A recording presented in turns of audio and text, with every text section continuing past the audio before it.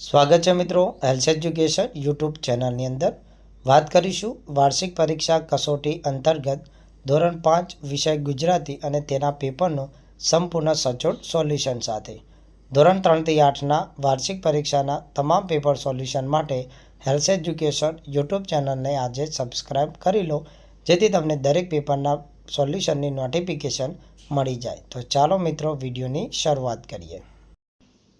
તો મિત્રો વાત કરીએ ધોરણ 5 વિષય ગુજરાતી। પ્રશ્ન 1 ઉદાહરણ મુજબ આવેલા શબ્દોને અનુરૂપ બે વાક્ય લખો। સેવા, તો અહીંયા તમે જોઈ શકો છો બીમાર લોકોની સેવા કરવી જોઈએ, સેવા સાચો ધર્મ છે। તો દયા અને ગુસ્સા પરથી બે વાક્ય આપણે બનાવીએ। અમીર લોકો ગરીબ ઉપર દયા કરતા નથી અને બીજું છે મને ગરીબ વ્યક્તિ જોઈને તેની હંમેશા દયા આવે છે। તેવી રીતના અહીંયા આપણે ગુસ્સો છે એનો શબ્દ જોઈએ। હું તોફાન કરું તો મમ્મી મારા ઉપર ગુસ્સો કરે છે અને એના આપણે બીજું વાક્ય બનાવીએ તો રોશની તેના ભાઈ ઉપર હંમેશા ગુસ્સો કરે છે। તો આવી રીતના તમે દયા અને ગુસ્સા શબ્દનો ઉપયોગ કરીને કોઈ પણ બે વાક્યો અહીંયા બનાવી શકો છો અને લખી શકો છો। પ્રશ્ન નંબર 2 છે આપેલા ફકરાને આધારે પ્રશ્નોના જવાબ લખો। મોહન અદ્ભુત અને આબેહૂબ મૂર્તિઓ બનાવનાર એક શિલ્પી હતો। તેણે ઘરના દ્વારે ચોકીદારની એક મૂર્તિ બનાવીને ગોઠવી। એક વખત ચોરી કરવા આવ્યા ચોકીદારની મૂર્તિ એટલી આબેહૂબ હતી કે ચોરને સાચે જ ચોકીદાર લાગ્યો। ચોર ચોરી કર્યા વગર ભાગી ગયો। સમય જતાં મોહન વૃદ્ધ થવા લાગ્યો। મોહનને લઈ આવવા માટે યમરાજ એક દૂત મોકલ્યો। મોહન પોતાના જેવી જ આબેહૂબ મૂર્તિઓ બનાવી વચ્ચે ગોઠવાઈ ગયો। દૂત થાપ ખાઈ પરત ફર્યો। તો પહેલો પ્રશ્ન છે મોહન શું કામ કરતો હતો? તો મોહન પથ્થરમાંથી મૂર્તિઓ બનાવવાનું કામ કરતો હતો। બીજું, ચોર ચોરી કર્યા વગર શા માટે ભાગી ગયો? તો મોહન એક ઘરના દ્વારે ચોકીદારની મૂર્તિ મૂકેલી હતી જે આબેહૂબ ચોકીદાર જેવી જ લાગતી હતી। તો ચોરે તેને સાચો ચોકીદાર સમજી બેઠો અને તે ચોરી કર્યા વગર ભાગી ગયો। ત્રીજો પ્રશ્ન, દૂત કોને લેવા આવ્યા હતા? તો દૂત મોહનને લેવા આવ્યા હતા।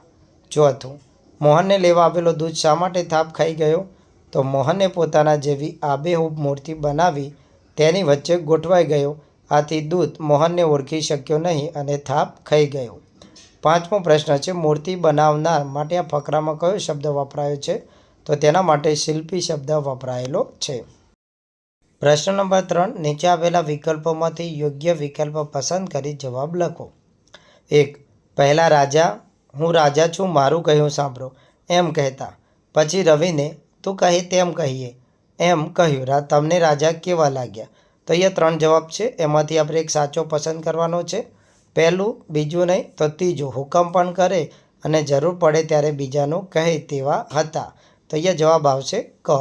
2 ઋષિ વિશ્વામિત્રના આશ્રમમાં રામને શું શીખવા ન મળ્યું?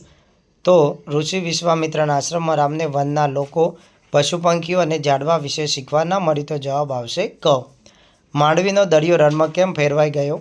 તો એની અંદર જવાબ આવશે દિગ્વિજયે પતંગિયાને પગ નીચે કચડી નાખ્યું હતું તેથી માંડવીનો દરિયો રણમાં ફેરવાઈ ગયો। ચોથું, અખિયો કી ડીબિયા ભર દે નિંદિયા એટલે શું? તો જવાબ આવશે આંખો જેવા આકારની દાબડીમાં ઊંઘ ભરી દે। પાંચમો પ્રશ્ન છે રાજા અરજી કેમ સમજી ગયા? તો જવાબ આવશે વિદ્યાર્થી મિત્રો પંડિતના વેશમાં તે છજુ કાકાને પહેલાં મળેલા હતા તેથી રાજા અરજી સમજી ગયા। ત્યારબાદ છે પ્રશ્ન નંબર 4 આપેલા શબ્દનો ઉપયોગ કરી 5-6 વાક્યોનો અર્થપૂર્ણ ફકરો લખવાનો છે। ઉદાહરણ તરીકે ડૉક્ટર, નર્સ, દર્દી, દવા, તાવ। તો અહીંયા એમાંથી ફકરો બનાવીને લખ્યો છે। તો અહીંયા આપણે દુકાનદાર, ઉધાર, ગ્રાહક, સામાન અને વ્યાજબી શબ્દનો ઉપયોગ કરીને એક ફકરો લખવાનો છે। ફકરો લખ્યો છે વિદ્યાર્થી મિત્રો, એક દુકાનદાર પાસે ગ્રાહક સામાન ખરીદવા આવ્યો। ગ્રાહક પાસે પૈસા નહોતા તેથી તેણે ઉધાર માંગ્યું। દુકાનદારે વ્યાજબી ભાવે સામાન આપીને ગ્રાહકને મદદ કરી। તો અહીંયા તમામ શબ્દોનો ઉપયોગ કરી આપણે ફકરો લખેલો છે। તમે બીજી રીતના પણ ફકરાને લખી શકો છો। પ્રશ્ન નંબર 5 છે માગ્યા મુજબ જવાબ લખો। કૌંસમાં આપેલા શબ્દોનો યોગ્ય પસંદ કરી વાક્ય પૂર્ણ કરવાનું છે। 1 તેણે પરીક્ષામાં સફળતા મેળવી તેને ઇનામ મળ્યું। તો જવાબ આવશે તેથી। તેણે પરીક્ષામાં સફળતા મેળવી તેથી તેને ઇનામ મળ્યું। મારા શિક્ષક મને ગમે છે કારણ કે તે સારું ભણાવે છે। છજુ કાકા અને કાકીએ અરજી લખી। પ્રશ્ન 5 9 બ આપણે જોઈશું। નીચેના વાક્યો વિધાન વાક્ય, પ્રશ્નાર્થ વાક્ય કે ઉદ્ગાર છે તે લખો. પહેલું છે દુનિયામાં ઘણા અજાયબ સ્થળો આવેલા છે. વિધાન વાક્ય. તમે આશ્રમમાં કેમ ગયેલા? પ્રશ્નાર્થ વાક્ય. વાહ, તારે કેવું સુખ? ઉદ્ગાર વાક્ય. કાકીએ છજુ કાકા પાસે અરજી લખાવી. તો અહીં આવશે વિધાન વાક્ય. ક છે નીચે આપેલા શબ્દોનું જાતિવાચક અને દ્રવ્યવાચક શબ્દોમાં વર્ગીકરણ કરો. પેટ્રોલ, ઝાડ, મગ, ફૂલ, પાણી, માણસ. જાતિવાચકમાં આવશે ઝાડ, ફૂલ અને માણસ. અને દ્રવ્યવાચકમાં આવશે માપી શકાય તેવું પેટ્રોલ, મગ અને પાણી. ત્યારબાદ છે પ્રશ્ન 6. કોઈપણ એક વિશે ટૂંકમાં લખો.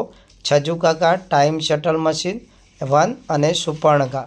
તો એ વિદ્યાર્થી મિત્રો આપણે ત્રણમાંથી કોઈપણ એક વિશે તમારે લખવાનું છે. આપણે ત્રણ વિષય અહીંયા ટૂંકમાં ચર્ચા કરી લઈએ. છજુ કાકા વિશે વાત કરીએ તો તે ગરીબ અને સાદા માણસ હતા. પોતાની પત્ની અને બકરી સાથે ઝૂંપડીમાં શાંતિથી રહેતા. તે ઈમાનદાર અને પોતાની પાસે જેટલું છે તેટલામાં ખૂબ ખુશ રહેતા.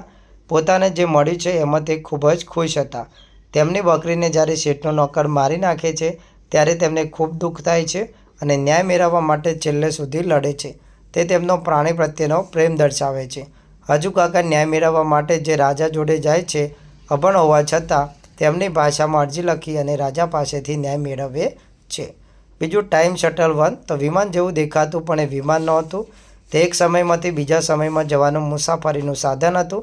2094. તો અહીંયા વિદ્યાર્થી મિત્રો 1 0 વધારે થઈ ગયો છે. તમારે 2094 વાંચવું. 2094 વર્ષમાં શોધાયેલું TS-1 પ્રાયોગિક રીતે વપરાતું હતું. ફક્ત વૈજ્ઞાનિકો અને સંશોધકો તેનો ઉપયોગ કરતા હતા. અહીંયા તેનો ઉપયોગ જુરાસિક પાર્કમાં જવા માટે થયો હતો. ત્રીજું છે સુપર્ણકા રાવણની બહેન હતી. તે માયાવી અને રાક્ષસી હતી. તે પોતાનું રૂપ બદલી શકતી હતી. વનમાં તે રામ સાથે લગ્ન કરવા માટે આવી હતી અને જીદ ઉપર ચડી હતી. લક્ષ્મણે તેનું નાક કાપી નાખ્યું હતું. 7 છેલ્લો જોઈએ. કૌંસમાં આધાર શબ્દોના પ્રમાણે અર્થપૂર્ણ વાક્ય બનાવો. ગાતું ફરતું. તો બાળક ગીત ગાતું જાય, આજુબાજુ ફરતું જાય. અહીંયા 3 શબ્દો છે. નાચતું કૂદતું, રમતા ગમતા, ચિત્ર મિત્ર. 1. બાળક બગીચામાં ખુશીથી નાચતું અને કૂદતું હતું. 2. બાળકો રમતા ગમતા બગીચાનો આનંદ લેતા હતા, આનંદ માણતા હતા. અને 3. મેં મારા મિત્ર સાથે મળીને એક સુંદર ચિત્ર બનાવ્યું. તો વિદ્યાર્થી મિત્રો આ હતું ધોરણ 5 વિષય ગુજરાતી પેપર અને તેનું સંપૂર્ણ સોલ્યુશન. દરેક વિષયના વાર્ષિક પરીક્ષાના પેપર સોલ્યુશન માટે IELTS એજ્યુકેશન યુટ્યુબ ચેનલને આજે સબસ્ક્રાઈબ કરી લો, જેથી તમને દરેક પેપરની નોટિફિકેશન વિડીયોના માધ્યમથી મળી રહે.